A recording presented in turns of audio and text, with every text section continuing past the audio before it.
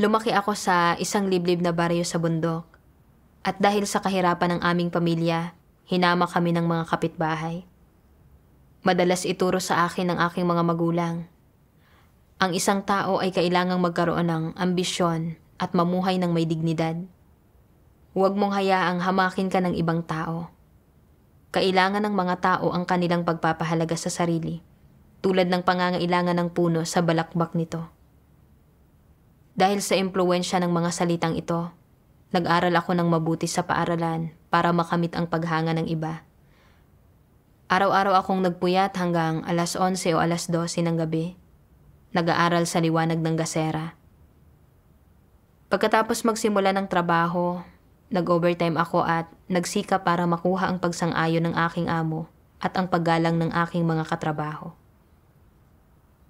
Palagi akong napipili bilang isang huwarang empleyado. Dahil sa mga parangal na ito, pakiramdam ko ay tumaas ang aking posisyon at katayuan. Nang matagpuan ko ang Diyos, naging masigasig din ako sa aking paghahangad. At pagkatapos ng isang taon, nahalal ako bilang leader ng iglesia. Kalaunan, itinaas ang posisyon ko bilang isang tagapangaral at supervisor ng gawaing nakabatay sa teksto. Dahil palagi akong naglilingkod bilang isang leader o supervisor simula nang mahanap ko ang Diyos, iniisip ko na ako ay isang taong naghahangad ng katotohanan. Pero noong katapusan ng Agosto 2022, tinanggal ako dahil sa paghahangad ko ng reputasyon at katayuan. Sa hindi ko paggawa ng tunay na gawain at kawalan ng anumang resulta sa aking tungkulin. Sa panahong iyon ng aking pagninilay-nilay sa bahay, talagang namighati ako at nahirapan. Kaya't nagpasya ako sa sarili ko. Kung bibigyan ako ng isa pang pagkakataon, gagawin ko ng maayos ang aking tungkulin. Pagkalipas ng isang buwan, isang gabi, sinabi ng leader sa akin, may ilang kapatid na gumagawa ng mga video na kailangang lumipat dahil sa mga alalahaning pangkaligtasan. At wala pa silang nahanap na angkop na tahanang matutuluyan. Gusto naming ikaw ang magpatuloy sa kanila. Nang marinig kong sinabi ito ng leader, naisip ko, bakit isasaayos nila na gawin ko ang tungkulin ng pagpapatuloy sa bahay? Iniisip ba nila na hindi pa ako lubos na nagnilay para makilala ang aking sarili matapos ang pagtatanggal sa akin? Kaya gusto nila akong magserbisyo sa pamamagitan ng paggawa ng tungkulin ng pagpapatuloy sa bahay. Hindi ba't hindi mahalaga ang tungkulin ng pagpapatuloy sa bahay? Ano na lang ang iisipin sa akin ng mga kapatid kapag nalaman nila ito? Sasabihin ba nila na ginagawa ko ang tungkulin ng pagpapatuloy sa bahay dahil hindi ko hinahangad ang katotohanan? Ang tungkulin ng pagpapatuloy sa bahay ay kinapapalooban ng pagharap sa mga kaldero at kawali araw-araw at ng mahirap at nakapapagod na gawain. Kahit magawa ko ito ng maayos, hindi ito mapapansin ng mga kapatid. Bukod pa rito, iyong mga gumagawa sa iglesia ng tungkulin ng pagpapatuloy sa bahay ay kadalasang mga kapatid na may mababang kakayahan o matanda na. Bagaman hindi na ako ganoon kabata, hindi pa naman ako umabot sa puntong ang nagagawa ko lang ay ang tungkulin ng pagpapatuloy sa bahay. Isa pa, palagi akong isang leader at supervisor simula nang natagpuan ko ang Diyos. Bakit nila isinasaayos na gawin ko ang tungkulin ng pagpapatuloy sa bahay? Hindi ako makapagpasakop sa aking puso, kaya gumawa ako ng ilang palusot para tumanggi. Pagkaalis ng leader, nakaramdam ako ng pagkabagabag at pagsisisi. Naisip ko kung paano, sa kabila ng maraming taon ko ng pananampalataya sa Diyos, wala pa rin akong pagpapasakop sa aking tungkulin. Sa anong paraan ako isang mananampalataya? Sa anong paraan ako nagtataglay ng anumang konsensya o katwiran? Lumuhod ako at nanalangin sa Diyos. O Diyos, ngayong araw, isinaayos ng leader na gawin ko ang tungkulin ng pagpapatuloy sa bahay. Pero hindi ako makapagpasakop at naghanap pa nga ako ng mga palusot para tumanggi. Hindi ko alam kung anong aspekto ng aking tiwaling disposisyon ang nagdulot nito. Hinihiling ko ang iyong kaliwanagan at paggabay para matulungan akong makilala ang aking sarili. Pagkatapos kong manalangin, naisip ko ang mga salita ng Diyos tungkol sa pagganap ng mga tungkulin, kaya hinanap ko ang mga iyon para basahin. Sabi ng makapangyarihang Diyos, ang mga tungkulin ay mula sa Diyos. Mga responsibilidad at atas ang mga ito na ipinagkakatiwala ng Diyos sa tao. Kung gayon, paano dapat unawain ng tao ang mga iyon? Dahil ito ay aking tungkulin at ang atas na ipinagkatiwala ng Diyos sa akin, ito ay aking obligasyon at responsibilidad. Tama lamang natanggapin ko ito bilang aking obligadong tungkulin. Hindi ko maaaring tanggihan o ayawan ito. Hindi ako maaaring maging mapili. Kung ano ang dumating sa akin, ay iyon talaga ang dapat kong gawin. Hindi naman sa wala akong karapatang mamili. Hindi lang talaga ako dapat mamili. Ito ang katwirang dapat mayroon ng isang nilikha. Ito ay isang saloobin ng pagpapasakop. Ano man ang tungkulin mo, huwag mong diskriminahin kung ano ang mataas at mababa. Ipagpalagay na sinasabi mong, bagamat ang gampaning ito ay isang atas mula sa Diyos at ang gawain ng sambahayan ng Diyos, kung gagawin ko ito, baka maging mababa ang tingin ng mga tao sa akin. Ang iba ay may gawain na tinutulutan silang mamukod-tangi. Ibinigay sa akin ang gampaning ito na hindi ako hinahayaang mamukod-tangi, kundi nangangailangan ng pagsisikap ko nang hindi nakikita. Hindi ito patas. Hindi ko gagawin ang tungkuling ito. Ang tungkulin ko ay dapat magbibigay daan sa akin na mamukod-tangi sa iba at tinutulutan akong magkapangalan. At kahit na hindi ako magkapangalan o mamukod-tangi, dapat pa rin akong makinabang dito at maging pisikal na maginhawa. Ito ba ay katanggap-tanggap na saloobin? Ang pagiging maselan ay hindi pagtanggap sa mga bagay mula sa Diyos. Ito ay pagpili ayon sa iyong mga sariling kagustuhan. Hindi ito pagtanggap ng iyong tungkulin. Ito ay pagtanggi sa iyong tungkulin. Isang pagpapamalas ng iyong paghihimagsik laban sa Diyos. Ang ganoong pagkamaselan ay nahahaluan ng mga pansarili mong kagustuhan at pagnanais. Kapag isinasaalang-alang mo ang iyong sariling pakinabang, ang iyong reputasyon at iba pa, ang saloobin mo sa iyong tungkulin ay hindi mapagpasakop.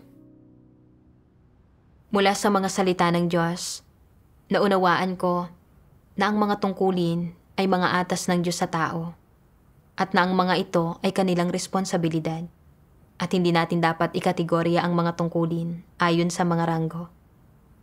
Higit pa rito, hindi natin dapat piliin ang mga tungkulin batay sa mga kagustuhan natin para lang sa ating pagpapahalaga sa sarili at katayuan. At sa halip, dapat tayong tumanggap at magpasakop at tingnan ang mga ito bilang obligasyon na hindi natin maaaring talikuran. Ito ang ibig sabihin ng pagiging isang taong may konsensya at katwiran. At ito ang saloobin na dapat taglayin ng isang tao sa kanyang mga tungkulin. Nang mabasa ang paglalantad ng mga salita ng Diyos, napagtanto ko na mali ang saloobin at perspektiba ko sa aking mga tungkulin. Ikinategorya ko ang mga tungkulin sa mga ranggo. Naniniwala na ang pagiging isang lider o manggagawa ay nangangahulugang ang isang tao ay naghangad sa katotohanan at na nagbigay ito sa kanya ng katayuan at posisyon at na kung saan man siya magpunta, tinitingala siya ng mga kapatid. Ang paggawa ng gayong mga tungkulin ay tila mas prestihiyoso, habang ang paggawa ng tungkulin na pagpapatuloy sa bahay sa aking paningin ay tila nangangailangan lang ng pagsisikap at hindi nagbibigay sa akin ng pagkakataong makilala o magkamit ng anumang katayuan o posisyon. At na iyong mga gumagawa ng tungkuling ito ay hindi kailanman hahangaan ng iba. Dahil sa walang katotohanang pananaw na ito, nang isinaayos ng leader para gawin ko ang tungkulin na pagpapatuloy sa bahay, naghanap ako ng mga palusot para tumanggi. Palagi kong isinaalang-alang ang aking pagpapahalaga sa sarili sa halip na ang mga pangangailangan ng gawain ng iglesia. Paano ako nagkaroon ng kahit kaunting pagkatao? Hindi ako dapat magkaroon ng mga sarili kong pagpili at hinihingi kaugnay sa aking mga tungkulin. Isinaayos ng leader na gawin ko ang tungkulin na pagpapatuloy sa bahay batay sa mga pangangailangan ng gawain ng iglesia. At dapat ay nagsimula ako sa pagtanggap at pagsunod sa pagsasaayos na ito.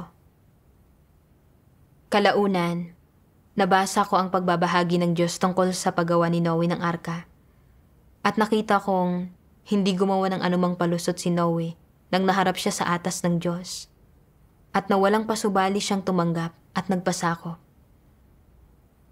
Itinayo niya ang arka habang ipinangangaral ang ebanghelyo. Tuloy-tuloy na nagpursige sa loob ng 120 taon. Bagaman hindi ako maikukumpara kay Noe, dapat kong tularan ang kanyang halimbawa at maging isang mapagpasakop na tao. Pagkatapos nito, sinabi ko sa leader na handa akong gumawa ng tungkulin na pagpapatuloy sa bahay. Pero hindi nagtagal dahil sa pandemya ng COVID-19, pansamantalang ipinagpaliban ang tungkuling ito na pagpapatuloy sa bahay.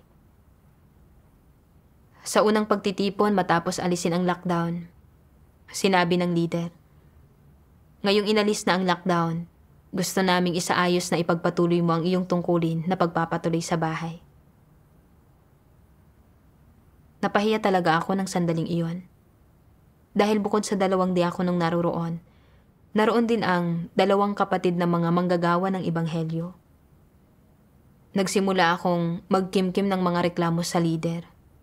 Iniisip na, bakit kailangan mong sabihin ito sa harap ng napakaraming kapatid?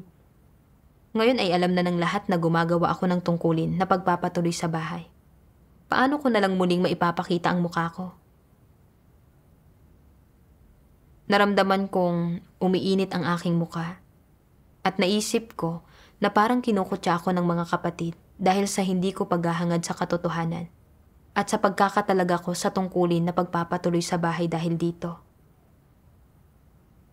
Kinalaunan sa pagtitipon, aktibong nagbahaginan ang mga kapatid kung paano ipangangaral ang ebanghelyo at lulutasin ang mga relihiyosong kuro-kuro. Pero wala akong natandaan sa mga ito. Dahil patuloy ko lang na inisip ang tungkol sa kung paanong ang ilan sa kanila ay mga lider at manggagawa at ang iba ay mga manggagawa ng ebanghelyo samantalang gumagawa lang ako ng tungkulin na pagpapatuloy sa bahay. Habang mas lalo ko itong iniisip, mas naiinis ako. Sa pagtitipong iyon, parang napakabagal talaga ng paglipas ng oras. At ang mga salitang, gumagawa ng tungkulin na pagpapatuloy sa bahay, ay patuloy na umaalingaw-ngaw sa aking isipan. Pagkatapos ng pagtitipon, napuno ang isipan ko ng mga kaisipan kung ano ang iisipin ng mga kapatid tungkol sa akin. At naniwala ako na dahil alam na ng lahat na gumagawa ako ng tungkulin na pagpapatuloy sa bahay, lubusan na akong nawalan ng dangal at katayuan. Sa mga sumunod na araw, nawalan ako ng ganang gumawa ng anuman at naglakad ako ng nakayuko ang aking ulo saan man ako nagpunta. Natatakot talaga ako na makatagpo ang aking mga kapatid dahil takot ako na malaman nilang gumagawa ako ng tungkulin na pagpapatuloy sa bahay. Sa mga sumunod na araw, nagnilay ako. Ang pagsasaayos ng leader na gawin ko ang tungkulin ng pagpapatuloy sa bahay ay malinaw na dahil sa mga pangangailangan ng gawain ng iglesia. Pero bakit ako natatakot na malaman ito ng iba? Bakit ayaw kong magpasakop sa pagtatalaga sa akin ng tungkulin na pagpapatuloy sa bahay? Anong uri ng tiwaling disposisyon ang nagdudulot nito? Pagkatapos nito, nabasa ko ang isang sipi ng mga salita ng Diyos. Kumpara sa mga normal na tao, Mas matindi ang pagmamahal ng mga antikristo sa kanilang reputasyon at katayuan, at isa itong bagay na nakapaloob sa kanilang disposisyong diwa. Hindi ito isang pansamantalang interes o ang lumilipas na epekto ng kanilang paligid.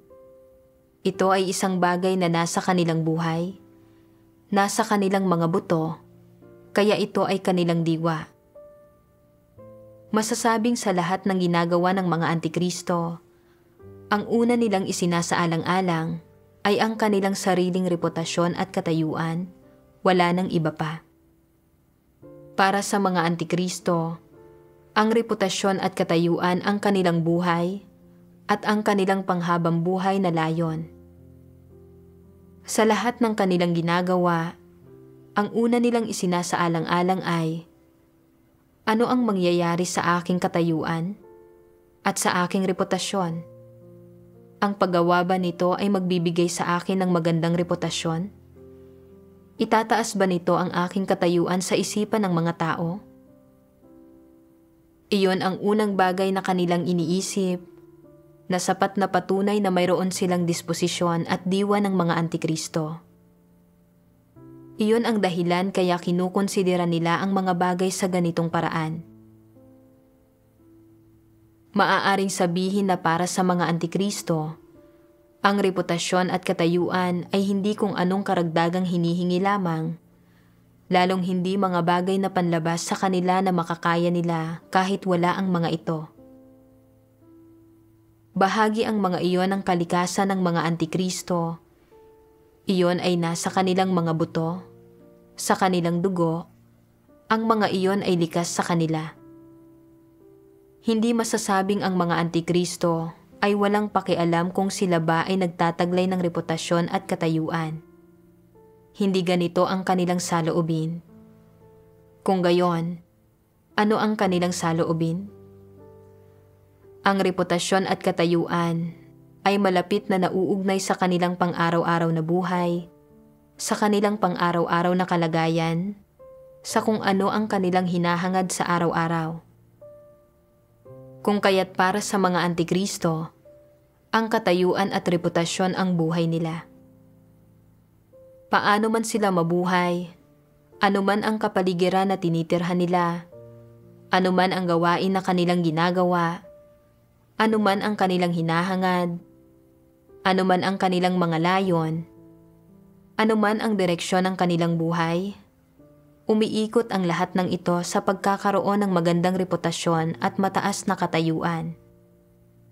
At hindi nagbabago ang pakay na ito, hinding-hindi nila kayang isantabi ang gayong mga bagay. Ito ang totoong mukha ng mga antikristo at ang kanilang diwa. Maaari mo silang ilagay sa isang sinaunang gubat sa pusod ng kabundukan at hindi pa rin nila isasantabi ang paghahangad nila sa reputasyon at katayuan. Maaari mo silang ilagay sa gitna ng anumang grupo ng mga tao at ang pawang maiisip nila ay reputasyon at katayuan pa rin. Kahit na naniniwala rin sa Diyos ang mga antikristo, itinuturing nila ang paghahangad sa reputasyon at katayuan bilang katumbas ng pananalig sa Diyos at tinatrato ang dalawang bagay na ito ng magkapantay.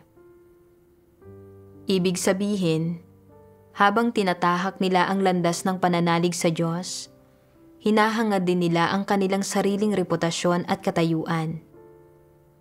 Masasabi na sa puso ng mga antikristo, ang paghahangad sa katotohanan sa kanilang pananalig sa Diyos ay ang paghahangad sa reputasyon at katayuan, at ang paghahangad sa reputasyon at katayuan ay ang paghahangad din sa katotohanan. Ang magkamit ng reputasyon at katayuan ay ang makamit ang katotohanan at buhay. Kung nararamdaman nila na wala silang kasikatan, pakinabang o katayuan, na walang tumitingala sa kanila, nagpapahalaga sa kanila o sumusunod sa kanila, bigong-bigo sila, naniniwala silang wala ng saysay pang maniwala sa Diyos, wala na itong kabuluhan, at sinasabi nila sa kanilang sarili na, bigo ba ang gayong pananalig sa Diyos? Hindi ba't wala na akong pag-asa? Madalas na kinakalkula nila ang gayong mga bagay sa kanilang puso. Kinakalkula nila kung paano sila makalilikha ng sariling puwang sa sambahayan ng Diyos, kung paano sila maaaring magkaroon ng matayog na reputasyon sa iglesia, kung paano nila mapapakinig ang mga tao kapag nagsasalita sila, at mapapasuporta sa kanila kapag kumikilos sila, kung paano nila mapapasunod sa kanila ang mga tao na saan man sila, at kung paano sila magkakaroon ng maimpluwensyang tinig sa iglesia, at ng kasikatan, pakinabang, at katayuan. Talagang pinagtutuunan nila ang gayong mga bagay sa puso nila. Ang mga ito ang hinahangad ng gayong mga tao. Bakit palagi silang nag-iisip ng ganoong mga bagay? Matapos basahin ang mga salita ng Diyos, matapos marinig ang mga sermon, hindi ba talaga nila nauunawaan ang lahat ng ito? Hindi ba talaga nila nagagawang makilala ang lahat ng ito? Talaga bang hindi kayang baguhin ng mga salita ng Diyos at ng katotohanan ang kanilang mga kurukuro, ideya at opinyon? Hindi talaga iyon ang kaso. Ang problema ay nasa kanila. Ito ay lubos na dahil hindi nila minamahal ang katotohanan, dahil sa puso nila, tutol sila sa katotohanan. At bilang resulta, lubos nilang hindi tinatanggap ang katotohanan na siyang natutukoy ng kanilang kalikasang diwa. Sa pagninilay sa mga salita ng Diyos, naunawaan ko na talagang pinahahalagahan ng mga antikristo ang reputasyon at katayuan. Ano man ang gawin nila sa anumang grupo ng mga tao, itong lahat ay para makamit ang paghanga at pagsamba ng mga tao. Ang reputasyon at katayuan ay ang mga layong hinahangad nila sa buong buhay nila. Sa pagninilay sa sarili kong hangarin, napagtanto ko na ang mga pananaw ko ay katulad ng sa isang antikristo. Itinuring ko ring mas mahalaga ang reputasyon at katayuan kaysa sa lahat ng iba pa. Mula pagkabata, itinuro sa akin ng aking mga magulang na ang isang tao ay dapat na magkaroon ng ambisyon at dignidad, at huwag hayaang hamakin siya ng iba, at na kailangan ng mga tao ang kanilang pagpapahalaga sa sarili, tulad ng pangangailangan ng puno sa balakbak nito, at iniiwan ng tao ang kanyang pangalan saan man siya maglagi, tulad ng pagputak ng gansa saan man ito lumipad. Ang mga satanikong lasong ito ay nagkaugat ng malalim sa aking puso, at naniwala ako na ang magawang tingalain ng iba sa anumang grupo ay ang nagbibigay ng kaluwalhatian.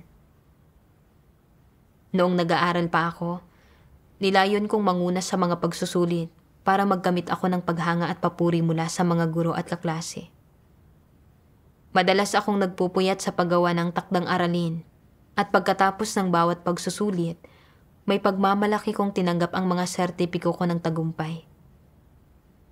Pagkatapos magsimula ng trabaho, para makuha ang pagkilala ng aking mga superior at papuri ng aking mga katrabaho, nag-overtime ako. Ginagamit pa nga ang mga araw ng pahinga ko para magtrabaho. Naging masigasig talaga ako na magtrabaho ng maigi. Matapos matagpuan ng Diyos, nagpatuloy ako sa pamumuhay ayon sa mga lasong ito. At anumang tungkulin ang ginagawa ko, ang una kong isinasaalang-alang ay kung magkakamit ako ng reputasyon at katayuan, at kung magagawa kong makamit ang pagpapahalaga ng iba. Pakiramdam ko na ang pagiging isang leader sa iglesia ay magtutulak sa iba na tingalain ako at magkakaloob sa akin ng posisyon at katayuan, at na kahit saan ako magpunta, hahangaan ako. Kaya masaya kong tinanggap ang tungkuling ito, at handa akong magdusa at magbayad ng halaga para aktibong makipagtulungan. Nang itinalaga ako para gawin ang tungkulin na pagpapatuloy sa bahay, alam na alam kong laganap ang pag-aresto ng CCP sa mga Kristiyano at na malubha ang sitwasyon, at na agarang nangangailangan ang mga kapatid ng ligtas na lugar para gawin ang kanilang mga tungkulin. Pero isinaalang-alang ko lang ang aking pagpapahalaga sa sarili at katayuan. At inakala na ang paggawa ng tungkulin na pagpapatuloy sa bahay ay hindi kapansin-pansin at magpapababa ng tingin ng iba sa akin. Kaya naghanap ako ng mga palusot para tumanggi. Mahigpit akong nakagapos sa reputasyon at katayuan. At sa lahat ng aking ginawa, palagi kong inisip kung ano ang iisipin ng mga kapatid sa akin. At na pinahalagahan ko ang reputasyon at katayuan ng higit sa lahat ng bagay. Ako ay talagang makasarili at kasuklam-suklam at hindi karapat-dapat tawaging tao. Naisip ko ang aking panahon ng pagkatanggal at pagninilay. Noong panahong iyon, araw-araw kong inasam na magawa ang aking tungkulin. Pero ngayong binigyan ako ng Diyos ng oportunidad na gawin ang isang tungkulin. Nagiging mapili ako at palaging namumuhay para sa aking pagpapahalaga sa sarili. Ganap na nabigong tingnan ang aking tungkulin bilang atas mula sa Diyos. Dahil isinaayos ng leader na gawin ko ang tungkulin na pagpapatuloy sa bahay, kinailangan kong tanggapin ito mula sa Diyos at gawin ang tungkuling ito ng maayos at may kaseryosohan para magkaroon ng ligtas na kapaligiran ang mga kapatid sa paggawa ng kanilang mga tungkulin. Nanalangin ako sa Diyos ng may pagsisisi. O Diyos, dumating sa akin ang tungkuling ito sa pamamagitan ng iyong mga pamamatnugot at pagsasaayos. Pero nalilimitahan ako ng aking pagpapahalaga sa sarili. At napagtanto kong mapili ako at ayaw magpasakop. Talagang wala akong konsensya. O Diyos, handa akong magpasakop at gawin ang tungkuling ito ng maayos para mapalugod ka. Sa pamamagitan ng pagninilay, napagtanto ko na ang pag-ayaw ko na gumawa ng tungkulin na pagpapatuloy sa bahay ay nagmula sa isa pang walang katotohanang pananaw. At iyon ay na inisip kong hindi kapansin-pansin ang tungkulin na pagpapatuloy sa bahay. At na ginagawa ang mga ito ng mga nakatatandang kapatid na may mahinang kakayahan.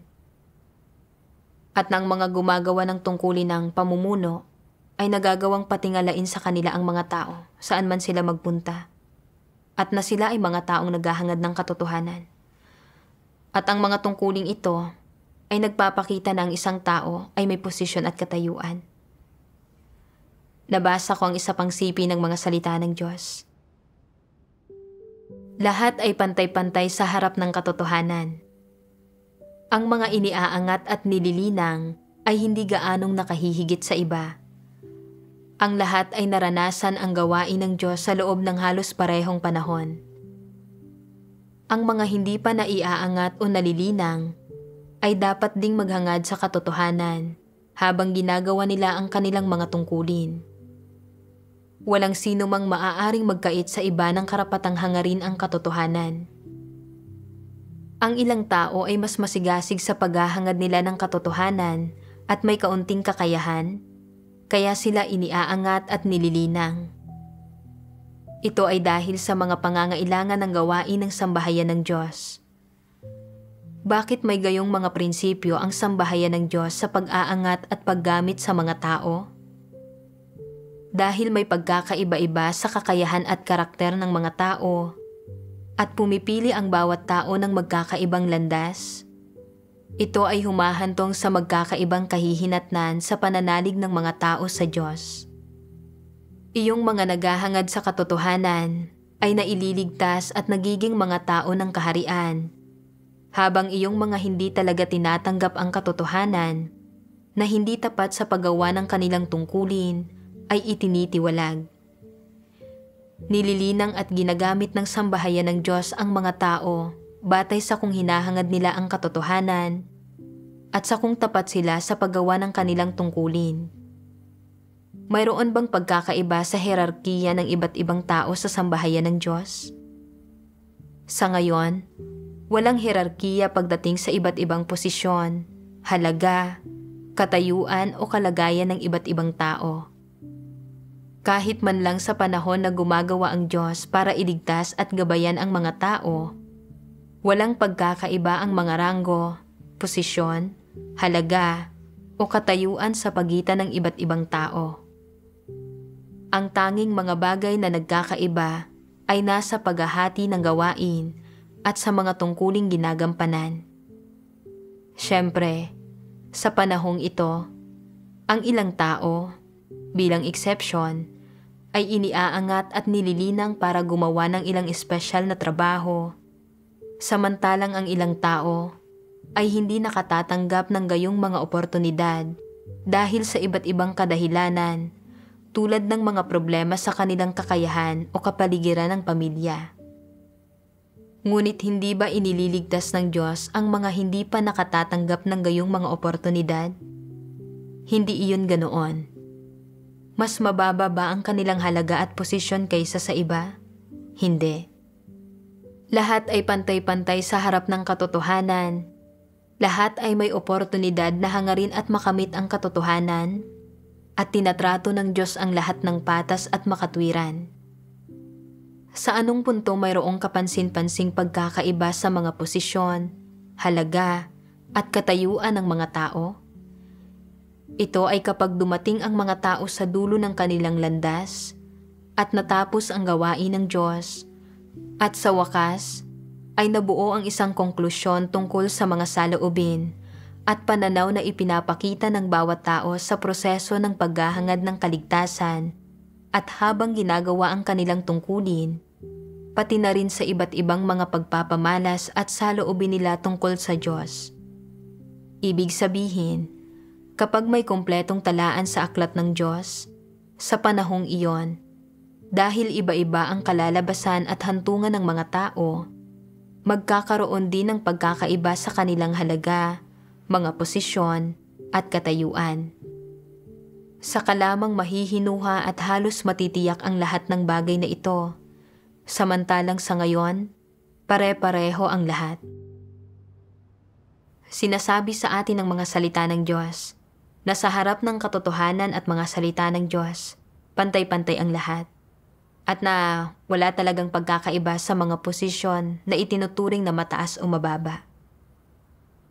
Sa sambahayan ng Diyos, itinatalaga ang mga tao para gawin ang iba't ibang tungkulin batay sa kanilang kakayahan, mga kalakasan, o mga pangangailangan ng iglesia. At ang pagkakaiba lang sa pagitan ng mga individual ay ang tungkuling ginagawa nila. Gayunpaman, anuman ang tungkuling ginagampanan, ang posisyon at katayuan ng lahat ay magkakapareho. Ang pagiging isang leader o manggagawa ay hindi nangangahulugang ang isang tao ay may mas mataas na posisyon kaysa sa iba, at ang isang taong gumagawa ng tungkulin na pagpapatuloy sa bahay ay hindi nasa mas mababang posisyon o katayuan kaysa sa mga gumaganap ng mga ibang tungkulin. Pero naniwala ako na ang pagiging isang leader o manggagawa ay tanda niyong mga naghahangad sa katotohanan, at na saan man sila magpunta, tinitingala sila. Samantalang ang paggawa ng tungkulin na pagpapatuloy sa bahay ay tila mahirap na gawain lang, at sa makatwid ay mas mababa sa posisyon at katayuan. Maling-mali talaga ang aking mga pananaw. Naalala ko ang isang matandang kapatid sa iglesia na gumagawa ng tungkulin na pagpapatuloy sa bahay simula nang matagpuan niya ang Diyos. Pero tama ang kanyang mga intensyon, tapat siya sa kanyang tungkulin, at may paggabay siya ng Diyos. Samantala, ang ilan ay maraming taon nang naging mga lider at manggagawa. Pero dahil hindi nila hinangad ang katotohanan, hinanap lang nila ang reputasyon at katayuan, at nagsagawa ng sarili nilang proyekto, umaabot pa nga sa punto na ginagambala at ginugulo ang gawain ng iglesia, at inaatake at ibinubukod ang iba para sa sarili nilang kapakinabangan. Sa huli, inilarawan sila bilang masasamang tao o mga antikristo at pinatalsik mula sa iglesia. At dahil dito, nawalan sila ng pagkakataong maligtas. Mula sa mga katunayang ito, nakita ko na pantay-pantay ang lahat sa harap ng katotohanan. Kung maliligtas ang isang tao, ay walang kinalaman sa mga tungkuling ginagawa niya, kanyang edad o kanyang katayuan. Ang susi ay kung ang isang tao ay naghahangad sa katotohanan at kung siya ay tapat sa kanyang mga tungkulin. Ang Diyos ay matuwid at tinitingnan niya kung tinataglay ng mga tao ang katotohanan at kung nagbago ang disposisyon nila.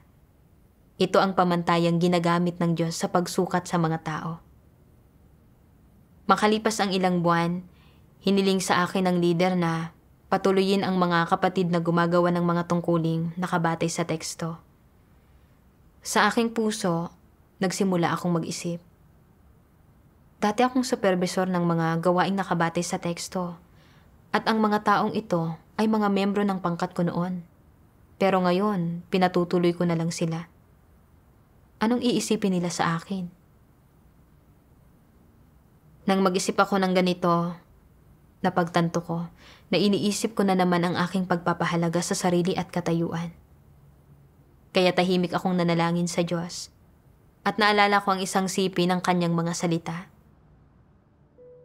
Huwag kang laging gumawa ng mga bagay para sa sarili mong kapakanan at huwag mong palagi ang isaalang-alang ang iyong mga sariling interes. Huwag mong isaalang-alang ang mga interes ng tao at huwag isipin ang iyong sariling pride, reputasyon at katayuan. Kailangan mo munang isaalang-alang ang mga interes ng sambahayan ng Diyos at unahin ang mga iyon. Dapat kang maging mapagsaalang-alang sa mga layunin ng Diyos at magsimula sa pagbubulay-bulay kung mayroon ba o walang karumihan sa paggampan mo sa iyong tungkulin, kung ikaw ba ay naging tapat, kung natupad mo ang iyong mga responsibilidad, at kung naibigay mo ang lahat mo, gayon din kung buong puso mo bang iniisip o hindi ang iyong tungkulin at ang gawain ng iglesia. Kailangan mong isaalang-alang ang mga bagay na ito. Kung madalas mong isipin ang mga ito at unawain ang mga ito, magiging mas madali para sa iyo na gampanan ng maayos ang iyong tungkulin. Kung mahina ang iyong kakayahan, kung mababaw ang iyong karanasan, o kung hindi ka bihasa sa iyong mga profesional na gawain, kung gayon ay maaaring may ilang pagkakamali o kakulangan sa iyong gawain, at maaaring hindi ka makakuha ng magagandang resulta, ngunit nagawa mo ang lahat ng iyong makakaya. Hindi mo binibigyang kasiyahan ang iyong mga makasariling pagnanais o kagustuhan. Sa halip, palagi mong isinasaalang-alang ang gawain ng iglesia at ang mga interes ng sambahayan ng Diyos. Bagamat maaaring hindi ka makapagkamit ng magagandang resulta sa iyong tungkulin, naituwid naman ang puso mo. Kung, dagdag pa rito, kaya mong hanapin ang katotohanan upang malutas ang mga problema sa iyong tungkulin, magiging pasok ka sa pamantayan sa paggampan mo sa iyong tungkulin at, kasabay nito, magagawa mong pumasok sa katotohanang realidad. Ito ang ibig sabihin ng pagkakaroon ng patotoo. Mula sa mga salita ng Diyos, naunawaan ko ang kanyang mga layunin at natutunan rin ang isang landas ng pagsasagawa. Dati, palagi akong namumuhay para sa dangal at katayuan. Pero sa araw na ito, dapat akong tumanggap at magpasakop sa mga pamamatnugot at pagsasaayos ng Diyos. Isaalang-alang ang mga interes ng iglesia at gawin ng maayos ang aking tungkulin. Kaya pumayag ako kaagad. Pagkalipas ng ilang araw, dumating ang mga kapatid na gumagawa ng mga tungkuling nakabatay sa teksto sa aking bahay para sa isang pagtitipon. Nang makita ko sila, hindi ko naramdamang nasaktan ang aking dangal. Sa halip, ay nadama ko na ang paggawa ng anumang tungkulin ay isang pagtataas mula sa Diyos.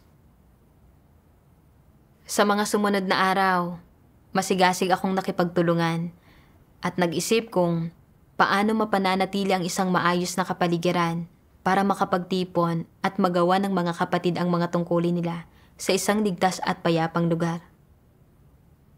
Sa pagsasagawa sa ganitong paraan, nakaramdam ako ng kapayapaan at kapanatagan sa aking puso.